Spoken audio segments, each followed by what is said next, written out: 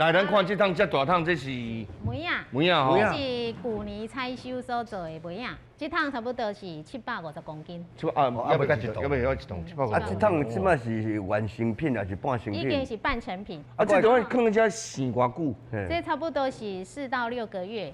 哎呦，这么久4到6那个月。要食一梅啊，等就搞半年呢。所以是真高纲的，是啊的零食。啊啊，这咱这个梅子哈，嗯也技巧啊，保存的是拢爱刻也糖度，哈，几度多少，哦什么时候加糖，哈，配方哦到什么程度才可以拿起来曝晒。嘿，啊，台哥我跟你讲吼，我已经有泡一寡较大的遮。你这啊，这个扛起来，来，扛起来。哦，这都嘛有温度咧控制哦，敢有？爱咯，爱控制嘿，咯。水分、糖对啊度，嘿啊，今麦这是已经哈，已这个经好了东西已经不是半成品，它的水分有去除了。